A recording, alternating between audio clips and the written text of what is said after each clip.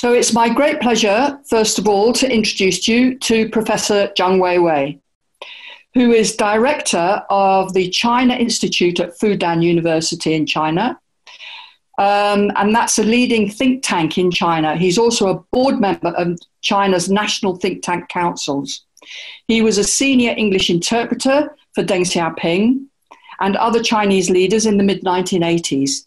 He's written extensively on China's political and economic reforms, the China model of development, China's foreign policy, and comparative political governance. And his best-selling and award-winning trilogy are said to be, China Trilogy, are said to be the most popular books on China among Chinese people. The volume, The China Wave, Rise of a Civilizational State, is available in English and indeed opens the door to understanding Chinese ways of governance for the West. So first of all, over to you, Professor Zhang. Thank you, Jenny, for your very kind introduction. Hello, Professor Jeffrey Sachs. Hello, everyone. I'm extremely delighted to join this dialogue with Professor Jeffrey Sachs, and I appreciate your great work for sustainable development worldwide. And I endorse wholeheartedly the key message of this No Cold War campaign, that the new Cold War against China is against humanity. The world is equipped with the pandemic, with the economic recession, with climate change. So launching a Cold War against China is really against the interests of mankind.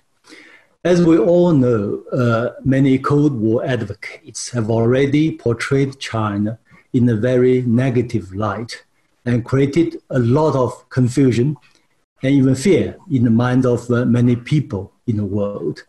And these rhetorics include, one, the so-called suicide trap, in which a rising power and the status quo power are bound to conflict with each other or even fight a war with each other. And two, China, like the Soviet Union, is bent on exporting its ideology and political economic model to the outside world. And three, China pursues expansionism. And four, China is a one-party dictatorship, and China's human rights record is deteriorating. Rather than dispelling or somehow disputing each of these rhetorics in detail, which time does not permit here, I will focus on a larger picture of political culture and the political traditions of China and the United States, at least from my perspective. I try to highlight some major differences between our two countries. I will also explain to what extent China is strikingly different from the United States and the Soviet Union, and why the US-led Cold War, if any, against China may end up in failure. And one striking difference is what you may call that in the American political culture, somehow there is far more, from my point of view, zero-sum game perspective than Chinese political culture, as shown in George W. Bush's slogan, "With us or against us," during the war, during the Iraqi war. And it's also shown in Donald Trump's tweet, "Chinese having lived too well at our expenses," as if US trade deficit means American loss and Chinese gain. I think Donald Trump needs to take a crash course on international trade with Professor Jeffrey Sachs, if you kindly agree to accept him as your student. An example can illustrate the difference between the Chinese political culture and American political culture in many ways. In the United States, people often ask this question: this country, a given country, is our friend or foe? And in China, we tend to ask a different type of question. We will ask whether this country is a friend or potential friend.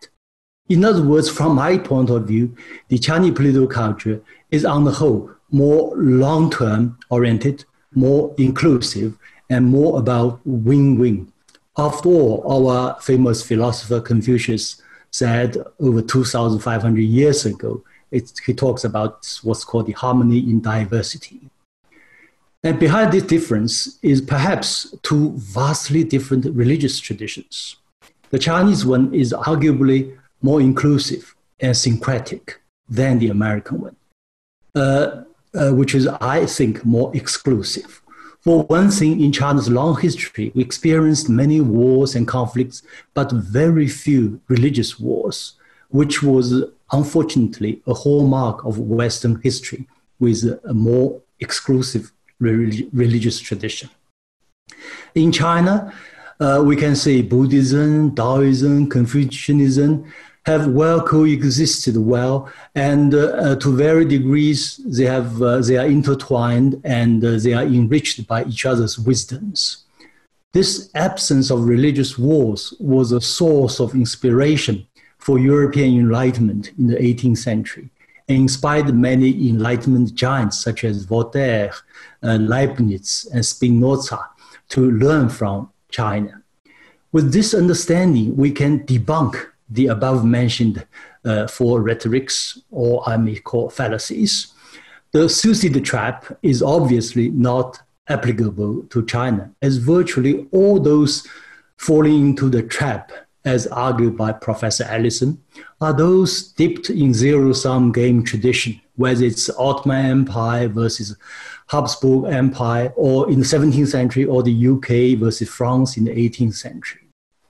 Furthermore, as part of China's inclusive tradition, China does not have a messianic tradition to convert others. We have encountered a lot of European American missionaries in China, but have you ever encountered Chinese missionaries in your country? Probably very few or no. China has no interest whatsoever to export its ideology or its political economic model anywhere, not to mention to impose its model on others, as the Americans have been trying to do. In other words, unlike the Soviet Union or the United States, China is not an ideological power bent on exporting its values and political system. To be honest, if the United States thinks its political system is great, please stay with it. We do not envy you. To be honest, I personally think the US today needs urgent political reform and other reforms, perhaps more than many other countries. On this, if required, China may offer some advice. We claim to be the expert on reform because we carry out reforms each and every day, every month, every year over the past 4 decades to improve everything in China. That's the reason why China is advancing so fast. The fact that many developing countries now look to China and China model for inspiration, largely due to the fact that they have tried the American model in their countries, perhaps failed miserably. I remember myself publishing an op-ed back in the year 2006 in the International Herald Tribune, now today's New York Times International Edition, arguing that as long as the American model remains unable to deliver the desired outcome for these countries, as shown the failure from Haiti to Afghanistan to Iraq, the China model may become more appealing to the world's developing countries. Today, we could also recall a message from George Kennan, the architect of the containment policy against the Soviet Union during the Cold War. He basically argued the American governance model, internal governance, must be sufficiently attractive to the outside world. Otherwise, it will be difficult to achieve the purpose of containment. Today, indeed, given the depths of the pandemic, the recession, and the racial divide, even possible constitutional crisis in the coming days and months, really, I'm concerned that America first may end up in America last. I hope America will overcome its gridlock, its problems. Along with the same logic of inclusive culture, China does not have an expansionist tradition as compared with the United States. China is a country that built a great wall to ward off aggression rather than conquering others, even when the Chinese military might or military power was far more powerful than European countries. Say when China's Admiral Zheng He made his many overseas voyages in the first half of the 15th century, about 80 years before the Columbus discovery of the Americas. China did not colonize others, but traded a lot with others. This tradition is also reflected in the difference of state behavior between China and the United States. When the United States became the world's largest economic power in around 1890, It launched the war against Spain and occupied the Philippines and Cuba. But when China became the world's largest economy in 2014 in terms of purchasing power parity, it had the military capacity, indeed, to overtake, say, within 24 hours, a few days, all the disputed islands in the South China Sea. But China did not do that. China has chosen not to do so. Rather, China prefers a negotiated solution to whatever territorial disputes with its neighbors. Furthermore, when China first tested its nuclear device in 1964, China declared that it will not be the first to use nuclear weapons, nor will it be the first, nor will it use nuclear weapons against non-nuclear weapon states. If all nuclear powers can do the same as China does, perhaps our world will be free from nuclear war or nuclear threat. China's military modernization is largely, to be honest, a reaction to repeated humiliations inflicted upon China by major Western powers since the 1840 Opium War, which started, as you may know, a century of humiliation for China. China now has developed a powerful capacity for national defense, capable of deterring any foreign invasion and aggression. I always remind some American hawks that during the Cold War between the United States and Soviet Union, there was no hot war between them. But there were unfortunately two massive hot wars between the United States and China, first in Korea and then in Vietnam, which all ended in America's failure. And the US should not make the same mistake again. It's against America's own interest, it's against humanity. I also hope that the United States will heed to the advice of British historian, I think it's also Yale professor Paul Kennedy, that all imperial empires end with imperial overreach. And rather than wasting money on new weapon systems, fighting endless wars across the world, it's far better for the United States to restrain itself, save resources, improve the debilitant infrastructure within the United States. On this, China can also offer advice, and we are the expert on infrastructure.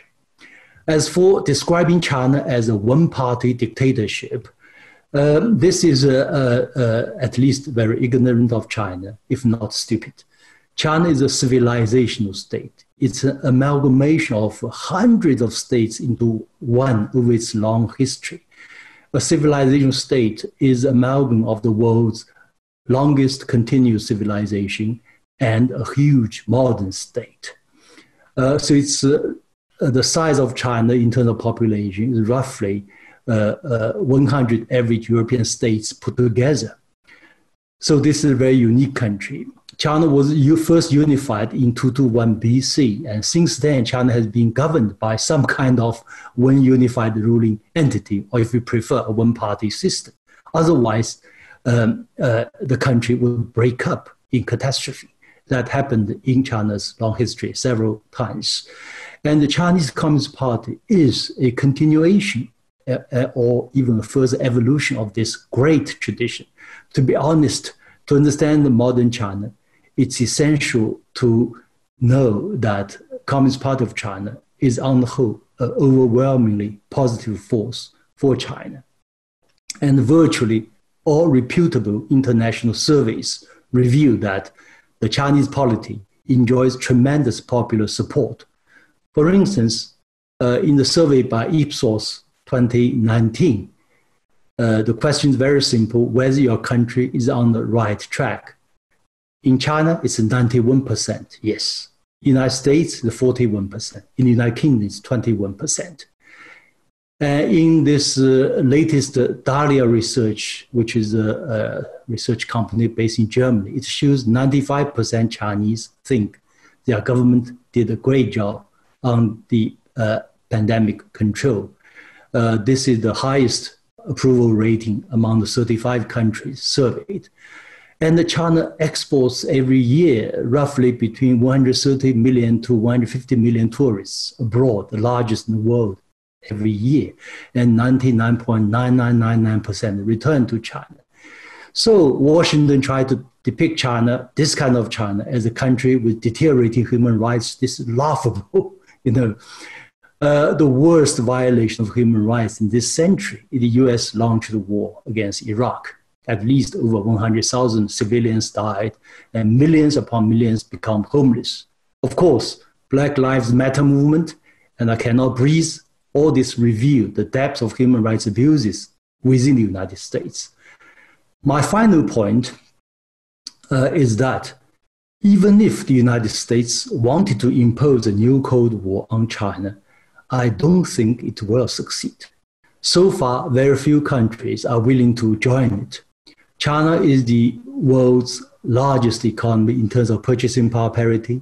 China is the world's largest consumer market. It's also the largest trading partner for over 130 countries. And China also has the world's largest middle class, 400 million people, middle class, larger than US population, real middle class with decent job and decent income and properties. China is also in the fourth frontier of the new industrial revolution. And China is also the first major economy to have fully recovered from the pandemic.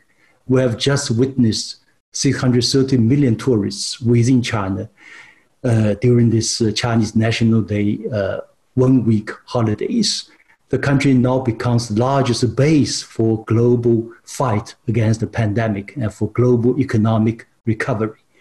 My sense is that if the United States wants to contain a country like this, the United States may itself be isolated.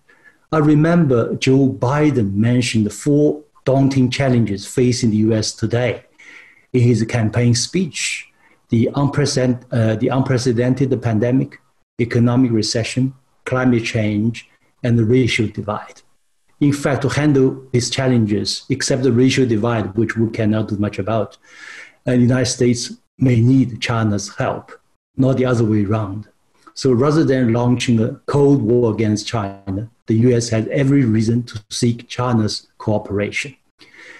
China champions a shared future for mankind, which the United States rejects regrettably. In retrospect, if the United States could have accepted, say, part of it, or say 20 or 30% of this great idea put forward by Chinese leader Xi Jinping, the US could have perhaps done much better in fighting the COVID-19 pandemic, drastically reduced its death toll if they had chosen to work with WHO, with other international organizations, and with China. In conclusion, let us work together and reject categorically the notion of the Cold War, which was based on the so-called mutually assured destruction, or MAD. Let's embrace a new notion I call mutually assured prosperity, or MAP, or perhaps still better, the notion of globally assured prosperity, GAP. If the United States, China, and other major powers and the whole international community can work together for the common interests of mankind, for peace and for development, I hope today's dialogue will be a modest contribution to this idea of MAP or MAP or GAP, not only for China, for the US, but also for the whole mankind. So thank you very much. Thank you. So over to you, please, Jeffrey Sachs. Thank you very much, Jenny. And thank you very much, Professor Zhang, for your wonderful talk, which I concur with. I like your idea. When Donald Trump leaves the White House, I'd be happy to have him in a trade class.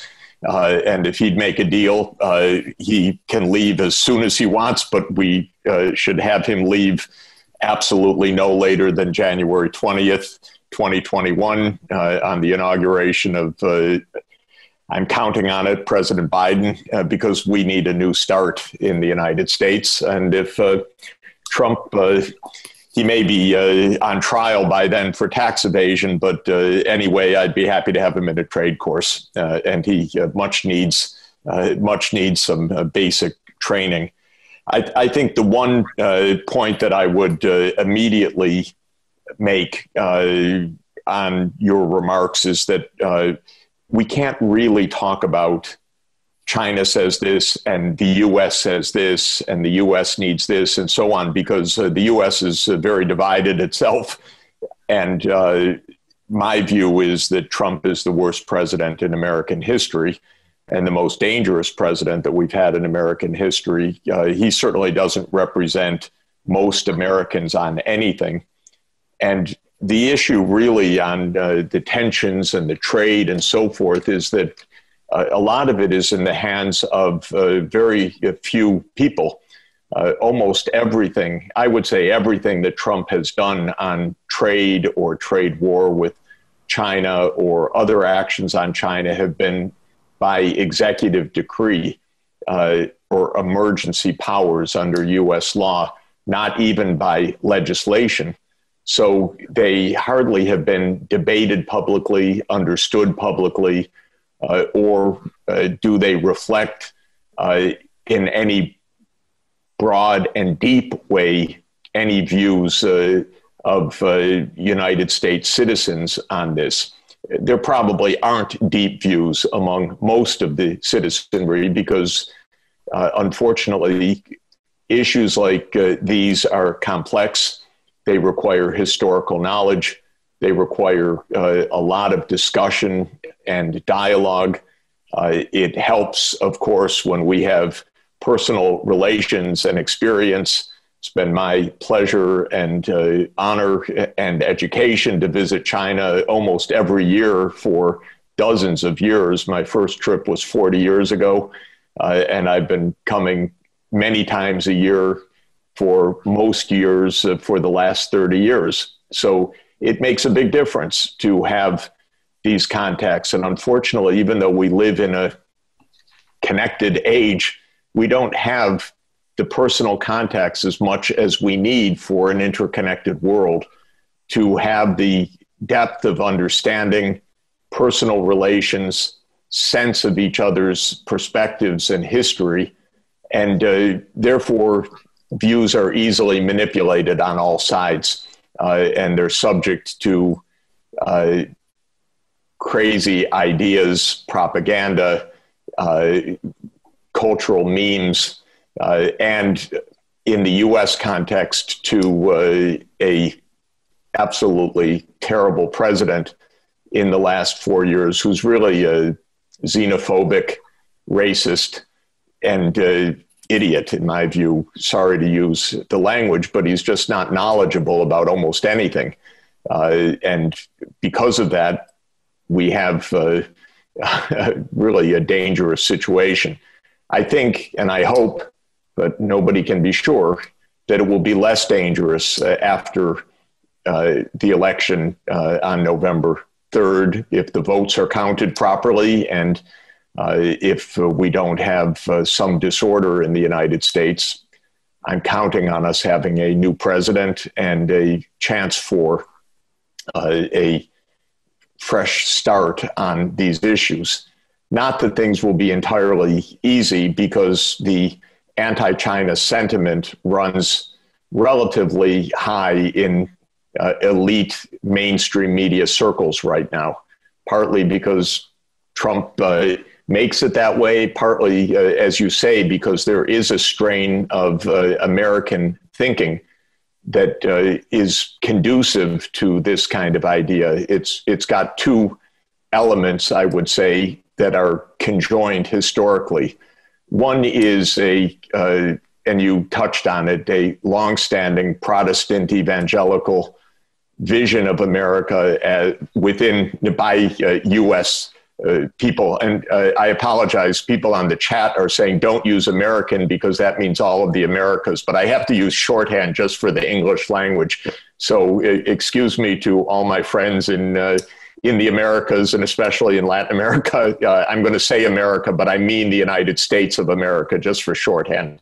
But there is a Protestant evangelical strain throughout American history that says this is a God-backed country, and it is the providential authority of Americans to spread out across the North American continent, and then later to have global leadership. And this is a cultural, even religious kind of view. And that has been linked to another deep idea of American foreign policy for the last 75 years, really 70 years, I would say. And that is the United States as the dominant world power, first fighting against Soviet communism in the way that it was expressed. You mentioned George Kennan and containment, and then for other purposes, but a deep American foreign policy idea that the U.S. should be the state with the dominant military power and economic power. And of course, China's rise has called that into question. And you put these two strains of thinking together, and it's created a lot of elite anxiety in the United States that, oh my God, there's a major challenge to American primacy. And because of the cultural, religious overtones that are added to this, one adds a lot of other adjectives about China to this discourse, and it gets fairly widespread play. And the tone against China has been, therefore, increasingly more and more negative during the Trump period. Now, Trump himself represents a particular political base of the evangelical white Protestant population. And the perfect exemplar of that is Pompeo, the Secretary of State, whom I regard as the worst Secretary of State we've ever had, of the worst president we've ever had. But Pompeo himself is an evangelical Protestant who surely believes and states the God-given backing of America, and he is on a crusade, and it's a very dangerous one. And he's traveling around Asia trying to mobilize support for U.S.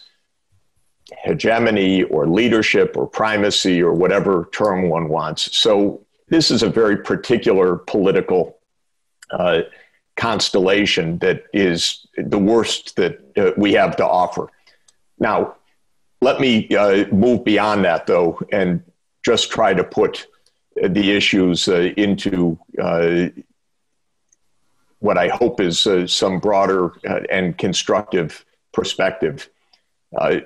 We are, in my opinion, and I've been writing about this for many, many years, at the end of the American dominant period. And that is a certain kind of also mechanical implication, if you will, of the declining share of the U.S. in the world economy or in other dimensions of global economics, finance, geopolitics, technological leadership, and so forth. The U.S. really was dominant in many ways, politically, militarily, technologically in 1950, in ways that it is no longer today. And China's rise over the last 40 years is, of course, the most important geopolitical event that has changed this, but not the only one, because there have been many, many countries that have advanced tremendously in technological capacity and strongly in the Asia-Pacific region, especially in East Asia. So China is not the only country, but it's by far the biggest and most consequential of this sort. So we are geopolitically in a new era. It is an era in which no country can lead and no country should lead. It's an era where we need cooperation. As you said, we need multilateralism because no single country can be a dominant leader. And the idea at this stage of having blocks of countries is only profound, mistaken simplification to the complexities that we face right now. The idea of a new Cold War that divides two blocks of nations is a kind of insanity and an invitation to mutual destruction rather than to solving the problems that we face. So what do we need to do to achieve truly a multilateral, constructive approach? That, I think, is the most important challenge that we face in true foreign policy in the future. And I would say in this regard, it is, of course, partly the United States elite understanding that the days of the 1950s arguably are over. We need a very different kind of approach. We need to understand that unlike the historical episode where, with all complexity respected, the British Empire in a way was followed by the American Empire, this is not a situation in which the US empire will be followed by a China empire or by any other hegemonic power, but by a multilateral system under rules of the game that stop us from killing each other and enable us to cooperate on crucial areas such as fighting climate change or protecting biodiversity or ending poverty, or as we face in the current moment, fighting a devastating pandemic disease. So we have to understand first, what is it that we're moving towards? It's not a China-led world. It's not an America-led world. It must not be a two-block world that's insane. It needs to be a multilateral, rule-based world where we can gain the benefits of cooperation. And there, I think there's real work to do. It's not easy to do this. And as the two leading economies and the two most powerful countries, the United States and China, are going to need extra care and extra institutionalized connections with each other and more cultural and intellectual exchanges, just exactly as the one we're having right now, in order to get this right, because these issues are not simple and they are not at the core of our daily lives. And there are hardliners on all sides, and we need to talk down the hardliners in the United States and vote them out of office. But similarly, in China and elsewhere, hardline nationalist views would be devastating in a period when we need a multilateral understanding. So what is it going to take on multilateralism? First, the world has agreed in a fragile way, but it has agreed to certain basic approaches for the future, most importantly, sustainable development. That's embodied in the Sustainable Development Goals adopted in September 2015 and in the Paris Climate Agreement adopted at the end of 2015. The most important practical step for multilateralism is that we follow through on things that we have agreed, because the world unanimously, by that I mean all 193 UN member states, agreed to the Sustainable Development Goals, or SDGs, and the Paris Climate Agreement because we need those agreements. Similarly, the world agreed to the Convention on Biological Diversity because we're destroying biodiversity. So what we need is a global politics of seriousness to address the challenges that we have realized are so significant that even all governments agreed to do something about them. But I can note that there is a lack of serious follow-through in general to commitments that we've made, and all of our countries fall short on that. Now, Importantly, President Xi at the UN General Assembly in September made a very, very consequential announcement when he said that China is committed to reaching net zero emissions on carbon by 2060. This is a great breakthrough. And Europe previously had made an even bolder commitment to net zero emissions by 2050.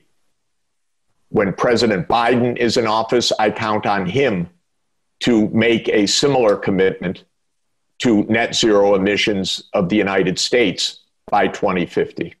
Then I think we need a deep institutionalization of this so that China, Europe, the US, and other countries work together seriously with real professional engineering studies, real detailed plans, not just tweets. And God forbid, if we could just get presidents to stop tweeting, this would be the first advance of multilateralism and international relations.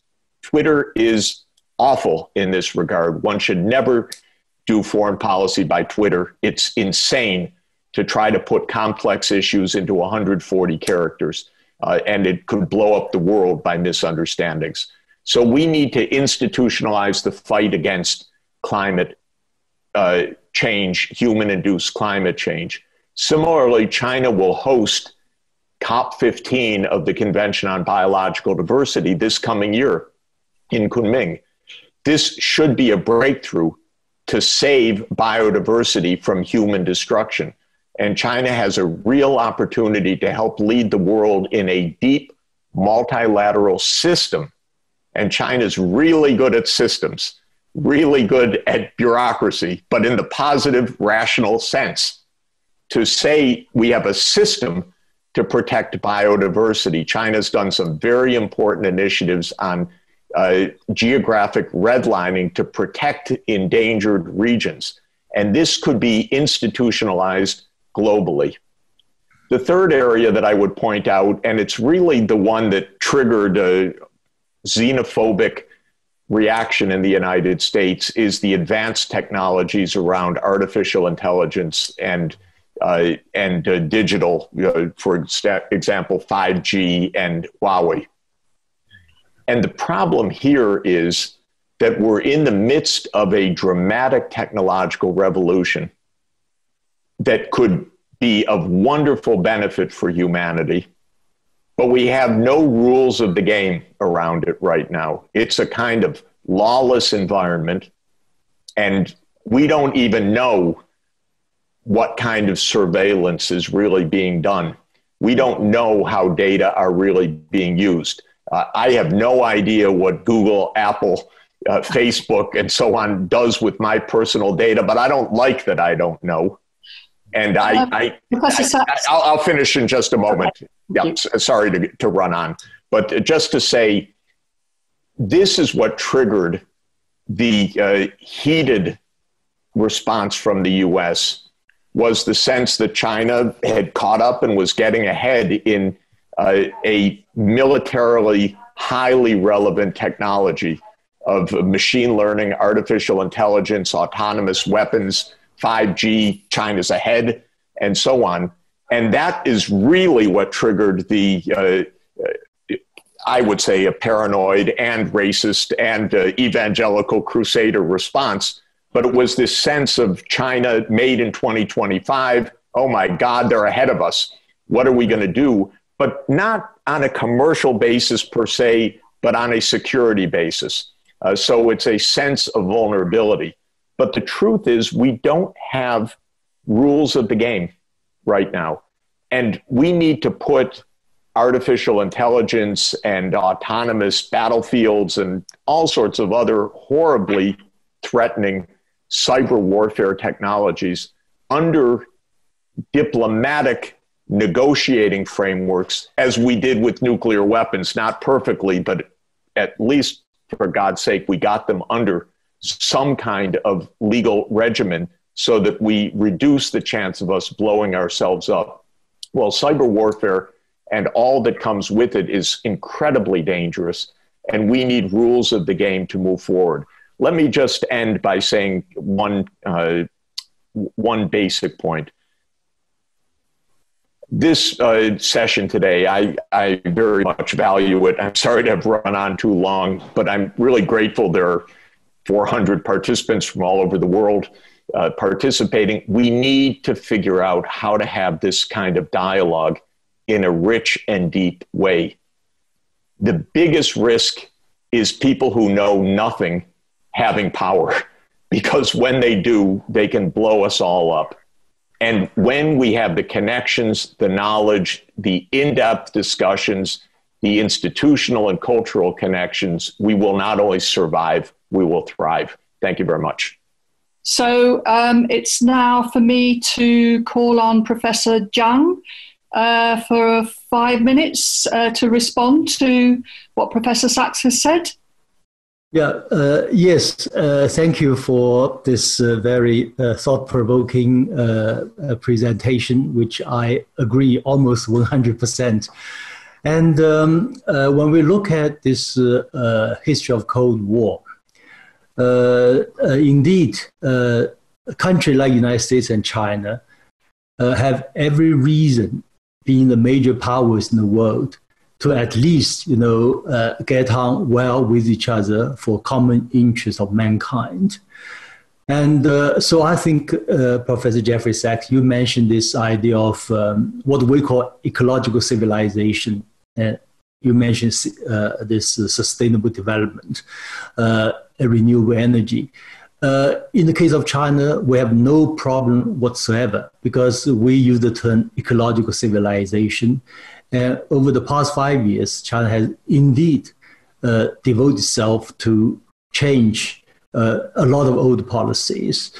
And I give an example. In Shanghai, for instance, we have 800 rivers. Every river, every section of river, there'll be someone responsible for its cleanness. And each one, you can, with the APP on your smartphone, you can check the quality of the water. So there is a tremendous change for the better in China's internal, climate conditions. But of course, we think this is for mankind as well. So I'm glad you mentioned this China commitment to carbon neutral for the year 2060. You mentioned another example of this cooperation in the rules governing AI, the digital revolution. I think this is also another area. When we look at this whole history of big powers, during the Cold War, the old Cold War, China and the United States were somehow sharing this geopolitical purpose to check the Soviet expansionism. And then when this element was out, we came with this idea of economic exchanges, booming trade. So economic relations became the really foundation of our bilateral relations. It seems there is always a need, something substantial in bilateral relations between the two major powers. So the next foundation could be, sustainable development, renewable energies, green technologies, if Mr. Biden comes to power. If Donald Trump is still in power, I don't know, perhaps things will get worse before they get better. So that's my brief comment on your wonderful presentation. Thank you. Oh, thank you so much, Professor Zhang, for keeping to time there. So, Professor Sachs, if you'd like to respond to Professor Zhang's presentation and his latest comments. I won't over-abuse my time because I already spoke very long, so I think we could go to the discussion. Just to say, some of the people in the chat think that I'm exaggerating about Trump because the U.S. is just evil to the core. I disagree with that. I have not been a lover of U.S. foreign policy in general for a long time. People could look at my book in 2019 called A New Foreign Policy Beyond American Exceptionalism. It was not about Trump. It was about American foreign policy. But there is something different here. Some other people took exception to my saying that Trump was the worst president because they said presidents during slavery were worse. I don't want to argue the point. Let's just say that Trump is the worst president in modern history. And it makes a difference because in the U.S. system, the word emergency appears in so many parts of legislation. Executive decrees are the basic mechanism of governing.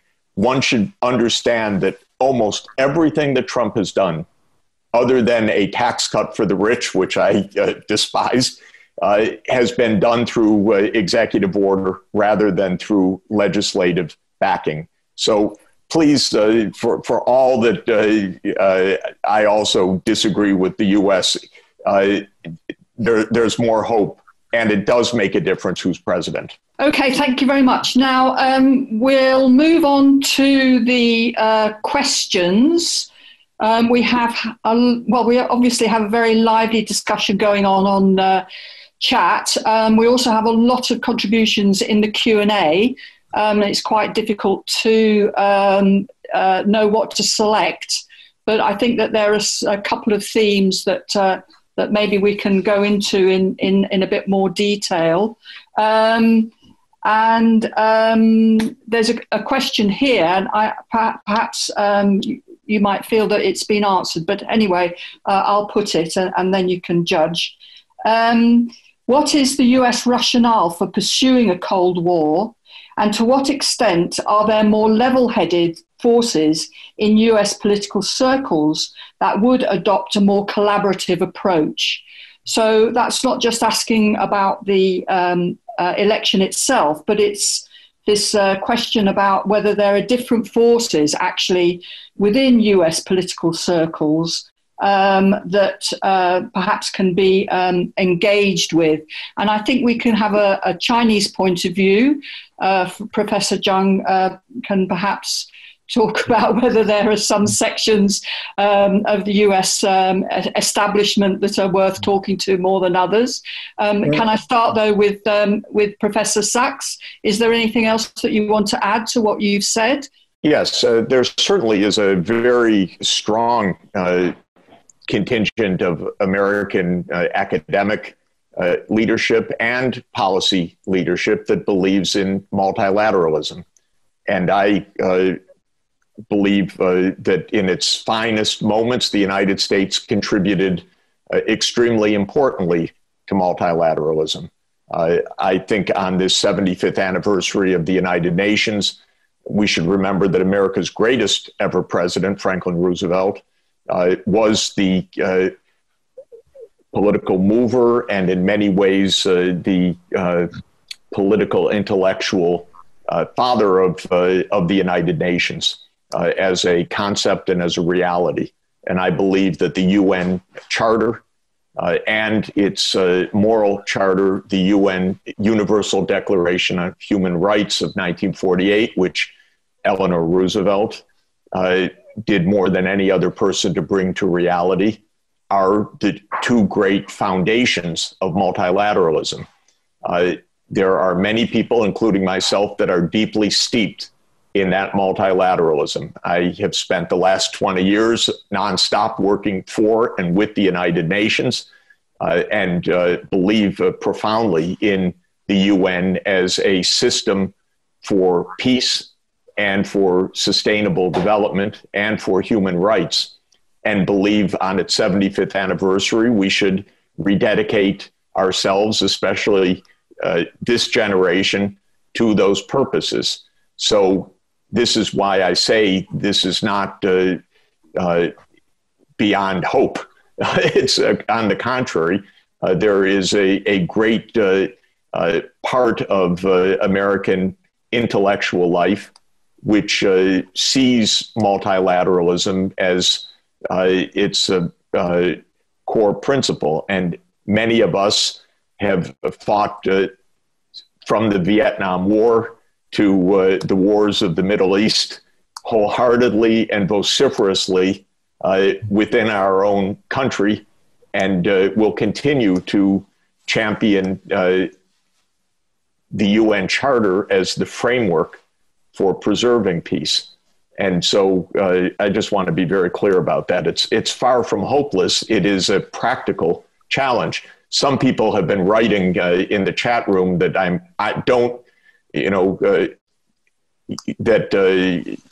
I'm being stupid because it's all the U.S. military industrial complex and so on, or I'm somehow belittling listeners by making it over personalistic. I'm not. I've been involved in these issues for 40 years and as a U.S. Citizen for a lot longer than that. I am not oversimplifying, and it's not so simple as the U.S. military-industrial complex. It's not so simple as Trump. It is a struggle at all times in changing circumstances to try to hone to a sane, smart, objective course. And that's what we need to do in a new context in 2020.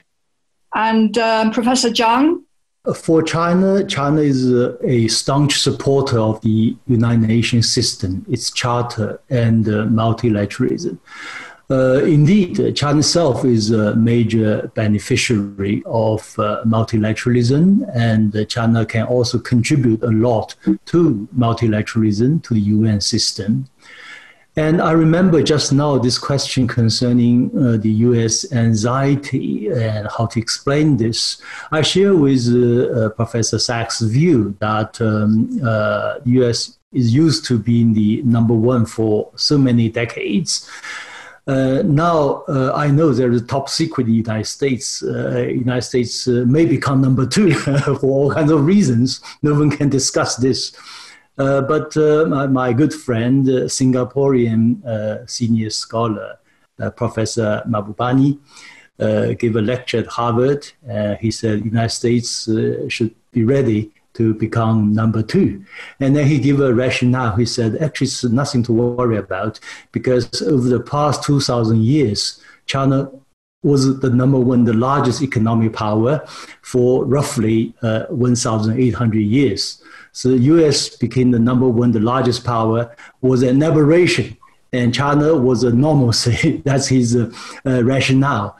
Indeed, I think, whether which country is bigger in size of economy, in technology, China is much more open-minded on that. If we can follow this idea of win-win cooperation and mutually beneficial, if we all commit to the UN rules and we have perhaps even design new rules for the new frontier, if the Chinese society, I think if the two countries, China and the United States, can both move in the direction of mutual understanding and cooperation, it will be a tremendous plus for world peace and common prosperity. So that's my brief comment. Thank you very much. Now, we've had quite a lot of questions and points in the Q&A about the danger of a hot war. So we have a question here. Is there a danger of Cold War escalating into a hot war? And that was a question that's come from Australia. So, Professor Sachs? There's always a danger of a hot war. And this is the most important thing to realize. Events can get out of control. We're living in a complex environment with complex systems, where the systems themselves are so complex they're sometimes not understood. The issues do not necessarily come down to decisions by leaders. Terrible blunders, mistakes, accidents can happen. And that's why we have to tone down the rhetoric and tone up the institutionalization of cooperation at all levels. The world came within a second or two of destruction in October 1962. In the Cuban Missile Crisis. It was one naval officer countermanding the order of another captain of a Soviet submarine that stopped the launch of a 15-kiloton nuclear torpedo that most likely would have set off complete global destruction. Neither Kennedy nor Khrushchev wanted that destruction, they were trying to back off. But actions taken through a series of accidents in the Caribbean, in anti-submarine and submarine warfare by local naval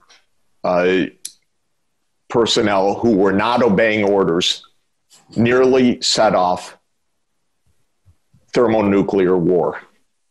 Everybody should study this reality to understand it. We don't want to live by a tripwire. There are thousands of nuclear warheads, and between China and the United States, we can destroy everything.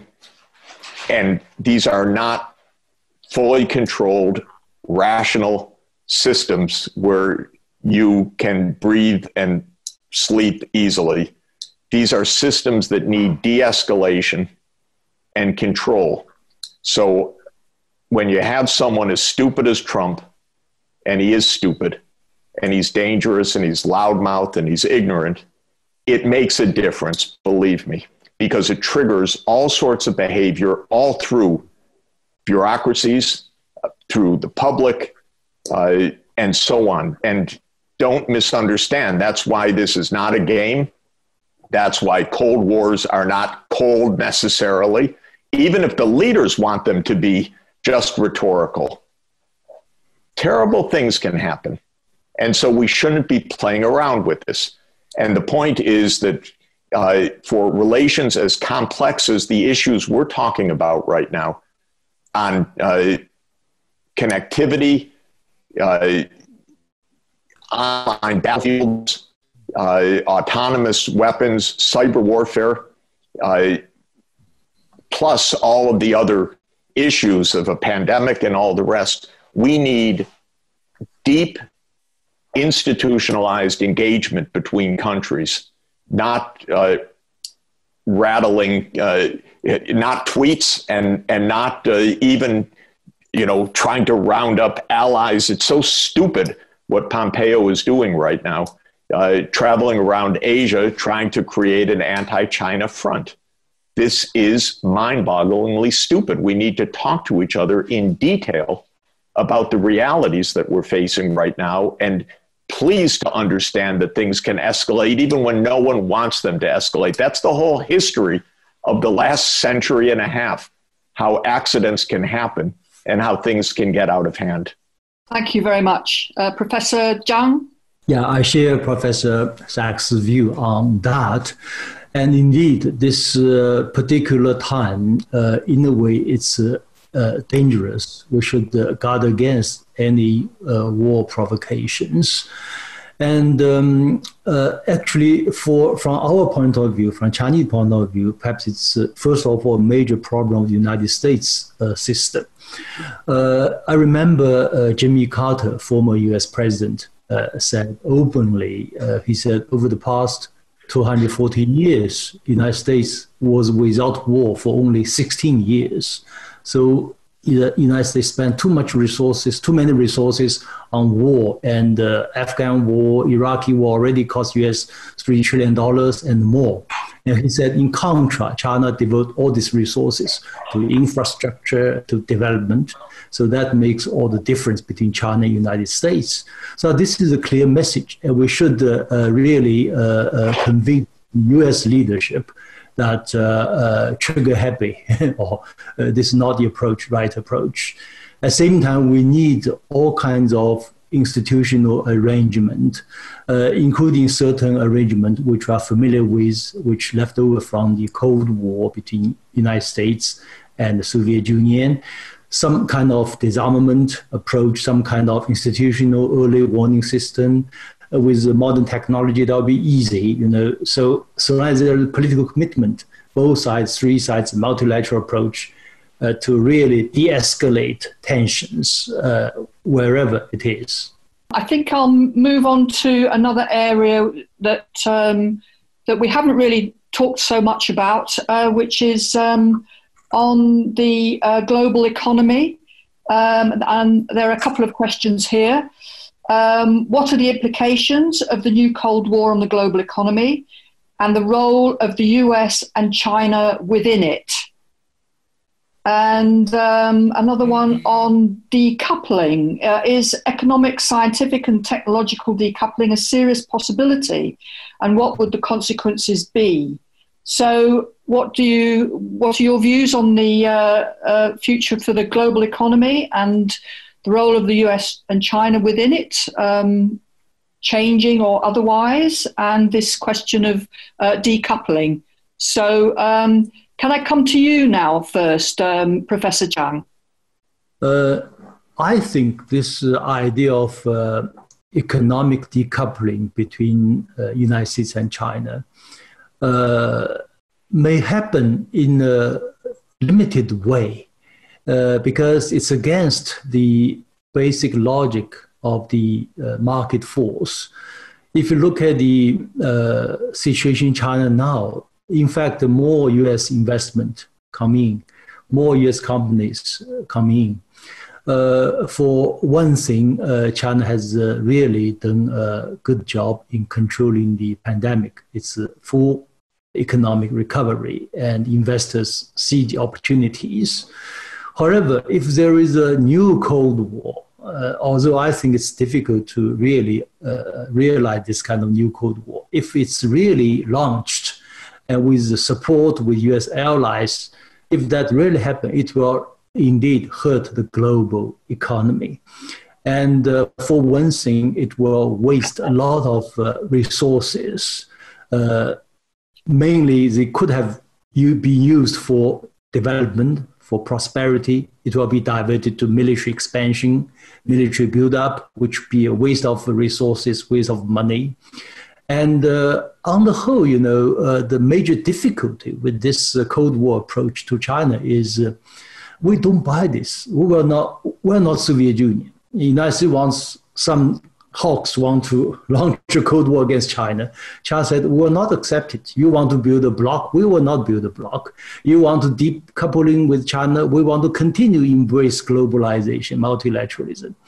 So this economic logic may play a greater role in terms of promoting further kind of integration, economic integration. Maybe it will happen it's understandable at a certain level. For instance, some countries have to have more local production for some basic goods, masks, whatever. So this is understandable. But this overall chain of production, chain of supply line may continue with some adjustment. So on this, I'm slightly optimistic. For the tech war, it's already happening. I hope it will be overcome, in the coming years. But if it's not overcome, it's still tech war. I'm slightly, positive on that, because today, of course, the United States is very powerful in many technologies, but China is also very strong in many other technologies. So ideally, they can cooperate with each other. Otherwise, there might be, two systems for many things. Just like, US has a GPS, we have Beidou, and you have this Android, and we have now this Huawei's Harmony. So there'll be two systems, and then it will be divided in the world. But as far as the Chinese approach is concerned, even we build this new system, we try to make them also adaptable to whatever the American system as well. So we try to embrace this idea of one global community, whether in terms of technology, in terms of economic development. We have this indeed very broad mind. We believe in shared future for mankind. Thank you very much, Professor Sachs. I think this issue of decoupling is probably most relevant in the digital area, all of the relevant digital technologies, whether it's connectivity, computation, artificial intelligence, and so on. And so we should perhaps focus on that for a moment. First, the value of having global standards in the digital area is proved over the last 50 years. By having global standards, we've greatly accelerated the technological progress and the interoperability, the connectivity, the economies of scale and scope of the digital era. So the idea of creating a decoupled digital world of different camps or lack of interoperability would be an extremely high cost mistake. Now, we don't have obviously full connectivity because lots of applications are blocked within China. Lots of applications are increasingly blocked within the United States. And therefore, when the US now advances further attempts to impede China's access to advanced microprocessor chips, for example, there's a kind of fertile ground on which that's taking place. I'm against it because I think it is dangerous, invidious, not by any means the appropriate response to the circumstances, but and mainly I don't want to see our most important sphere of technological advance that can do so much to improve humankind, save the environment, help on health and education and governance and countless other areas, become militarized, divided, and subject to a very divisive Cold War mentality. Now, having said that, we are going to enter more industrial policy by region, almost surely, because every major region will want capacity in various technologies that are near the cutting edge. And so China has industrial policies, the US has industrial policies, Europe will have industrial policies, and that will be part of the lay of the land in this fast changing digital process. But we ought to have guardrails, understanding, updated rules of the game within the WTO on this new, dramatically dynamic and disruptive area of economic activity.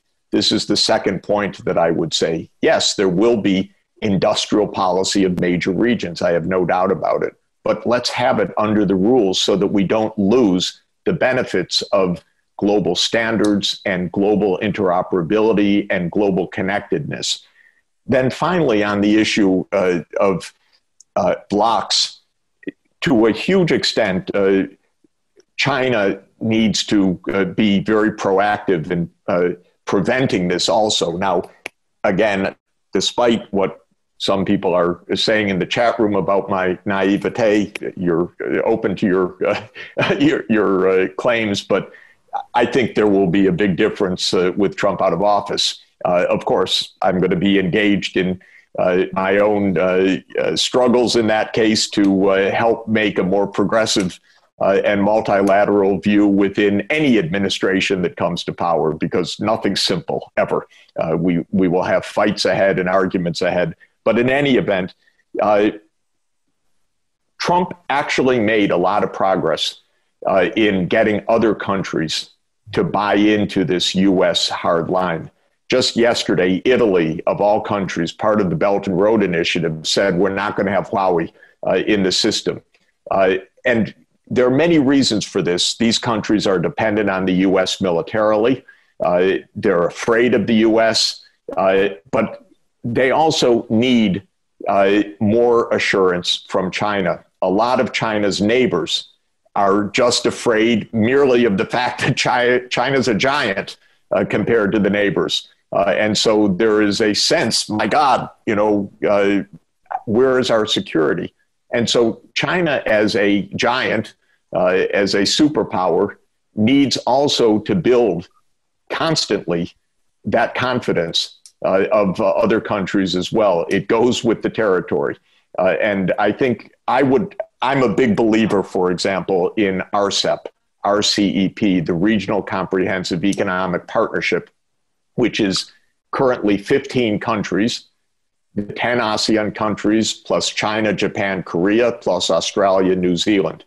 I think China should very proactively promote RCEP as a diplomatic venture to build confidence within the Asia-Pacific region, because China needs to build confidence also. It's a powerhouse, irrespective of the U.S.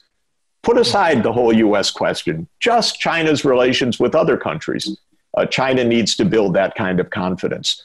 So I think that this will be an ongoing issue, but the bottom line is decoupling is possible, but profoundly unadvisable.